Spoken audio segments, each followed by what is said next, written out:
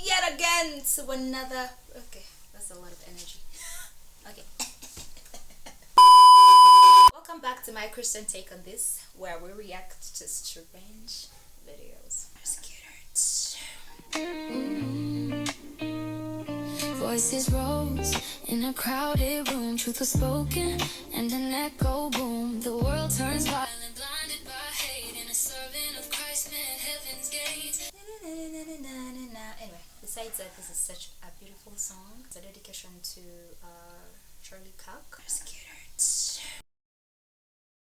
I made some stupid comments about Charlie Kirk on the day that I said some things on Blue Sky and on Threads that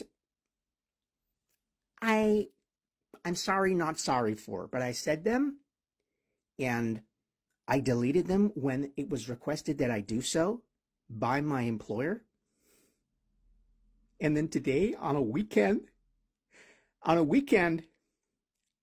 I'm told that I am no longer employed at Microsoft.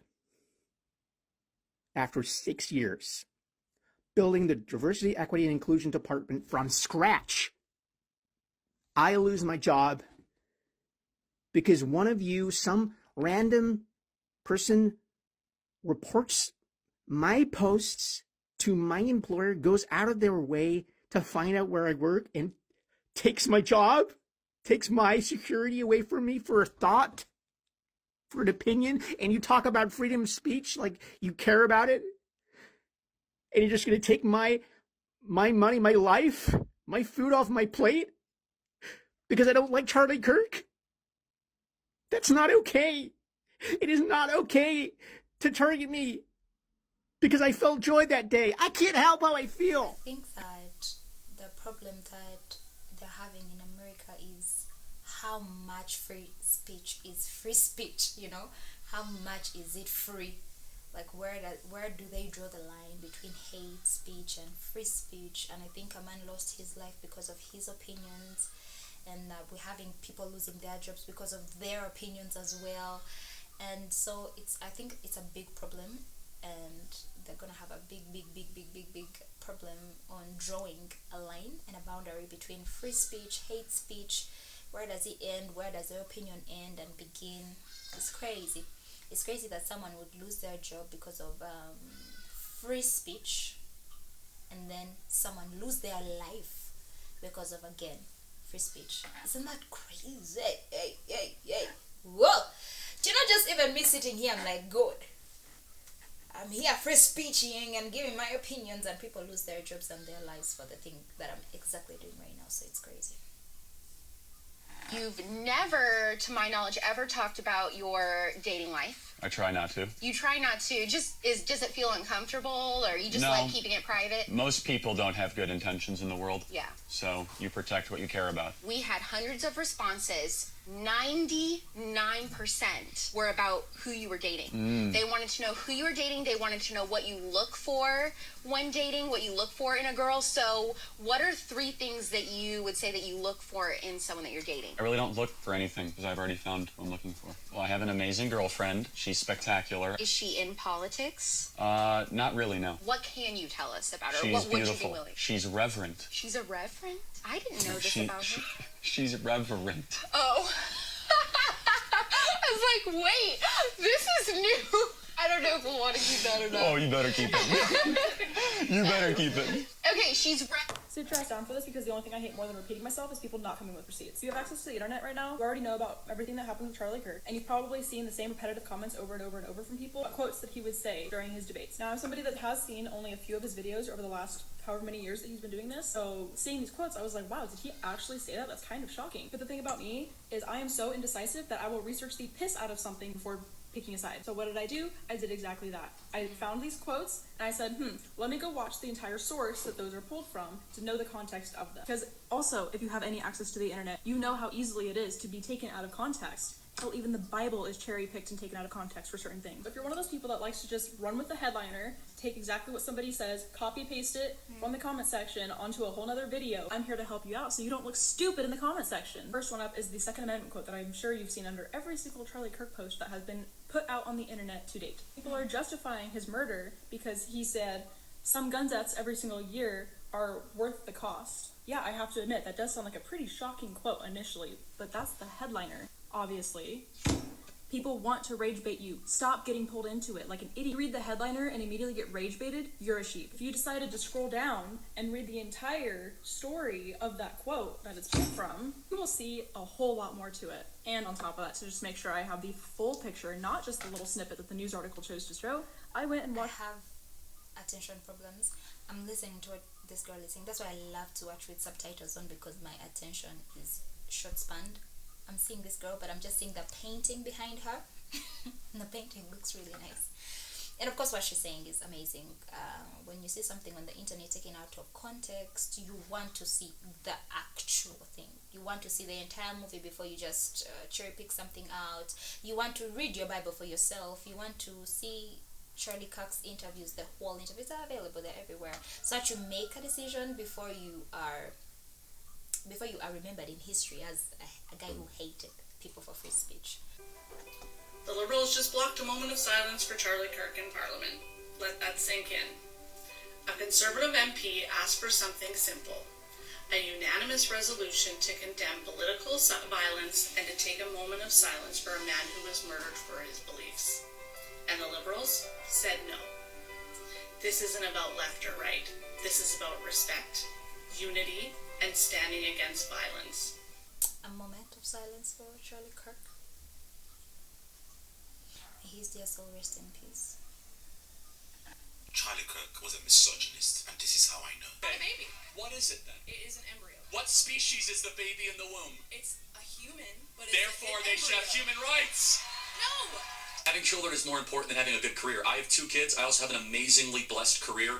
Our podcast is doing great, but my kids matter way more than how many social media followers that I have. And I would also tell young ladies, you can always go back to your career later, that there is a window where you primarily should pursue marriage and having children, and that is a beautiful thing. This is not about shaming. It's not about ridiculing. It's not about moralizing. It's about lifting up what is beautiful. 70% of the divorce rates happen because of women. Okay? That's a fact. Before we get angry, let's talk about the facts, and you can Google this too. I mean, yeah, of course it's true that the state encourages divorce, but Yeah. how about you find a woman that you want to spend the rest of your life? I was married for 10 years. Did you do anything that led to your divorce? Absolutely. Okay, so it wasn't all the But woman's fault. no, but I'm saying, but here's the thing. 70% of the divorces are initiated by them. And yes, Well, all I right, go reject on. the premise. Yes, women might initiate the divorce proceeding, Yeah, of but course. we are the one as men that ignore the subterranean threat and the brush fire that is growing. We're the ones that should take the family back to church, that go seek counseling if necessary. And I don't it's not disagree with it. it's not good enough just to say like, hey, it's women that initiate it. It's men who don't act, I think, confidently and strong enough in most cases to actually make sure that marriage is a safe haven to have children in a wholly protected place. You see, in the world that we live, the quickest way to be labeled a misogynist is by advising women not to kill their babies, by telling them that abortion is wrong and they should keep their babies. Number 2, by telling them that marriage is beautiful and they shouldn't prioritize their careers over their marriage. So yes, by these standards, Charlie Kirk was misogynistic. I am misogynistic. The Christian faith is misogynistic. Everyone with common sense is misogynistic, because to the modern woman, misogyny is when you encourage women to get married, have children, put their family first, not kill their babies, not live recklessly in the name of sexual liberation, and just be feminine, gentle, and live in God's purpose for them. That is what they have defined misogyny to be. I think that everyone should have an opinion, and we should have a basis of truth. So if this is Charlie Kirk's opinion, he's within every right to have one. And if your opinion is against his opinion, you're within every right to have your opinion. It is okay. You're not going to agree with everything that everyone says. I mean, we read the Bible and it keeps on convicting us, and we're like, God, what does this mean? God, this and this is contradicting with this. God, this, I can't let go of this. It's okay, as long as you have respect for each other. I think at the end of the day, respect and love for each other. Like, I might disagree with you, but I have respect for you. It is well with my soul. I have an important question. At what point does somebody lose the man of God title? I'm seeing so many people post that Charlie Kirk was a man of God, that all he did was to try and spread political unity across the aisle through open discussion, and that if you don't feel empathy and sadness and to mourn his death, you are part of the problem, that you are violent and that you lack morality. And the number one reason that people say that you need to mourn him is because he is quote-unquote a man of God. Now, Charlie Kirk was great about cherry-picking different scripture lines and then using it to support his out-of-pocket beliefs. Now, my understanding of Christianity, as somebody who was raised Catholic for years and years and years and went through Catholic school and all that jazz, is that you're supposed to love all your neighbors and treat them equally. Charlie Kirk was divisive. His ideas were not political ideology. It was hateful rhetoric. Charlie Kirk was adamant that he believed that the civil rights movement was a mistake. He said to the statistics that 1 in 5 women have been raped, that obviously those women are lying. He said that black people enjoyed harming white people, and he said this specifically in the hopes of getting more white people to hate black people. In response to a school shooting of children in which children died, he said that it was worth it to support the God-given Second Amendment. On to the next video. I'll be damned if I see another person that got fired from their job for celebrating Charlie Kirk's death come and bitch about the fact that they lost their job, as if Charlie Kirk didn't lose his life for his opinion. Are we for real? Losing your job is nothing compared to what Charlie lost. Lose your pig meat. What I really want you to see is the fact that you don't think you should lose your job over the opinions that you have. Spit it out! Yet you think it's okay for Charlie to die over the opinions he had. What? I say nothing about that. That's what I've been saying. If you're losing your job and you're crying, you ought to know someone lost his life for his opinion. I think that's basic knowledge. Another video. It's been 5 days since the political assassination of Charlie Kirk, and you know what we haven't seen? Businesses being looted, rioting in the streets, cities being burnt down. You know what we have seen, though? People going to church, people praying. Another blue-eyed human being, guys. I think like people with blue eyes, I think like they're God's favorite. Okay, God has no favorite, but I mean, blue eyes. Hey! Together, people buying Bibles for the first time in their life, vigils happening all across the country, people, young people especially, reaching out and inquiring about how to get involved, how to continue the movement, how to start a Turning Point chapter at their high school or their college. All of that to say, we are not the same.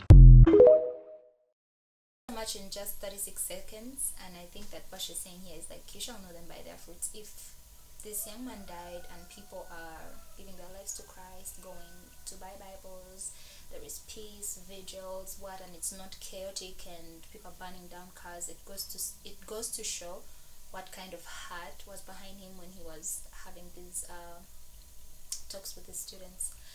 And I say this to say nobody deserves to lose their life for an opinion that can possibly change. Yes, I can have an opinion today that can change tomorrow. But if you kill me today, you're not giving me a chance to see where you're coming from. You understand what I'm saying? It's a conversation. And sometimes I think we have lost the art of conversations. I love conversations. I love to know what you're thinking, what you think about this. So meet me in the comments. Don't forget to like, subscribe, and comment, and share. And I'll see you guys in the next video. R.I.P. to Charlie Kirk.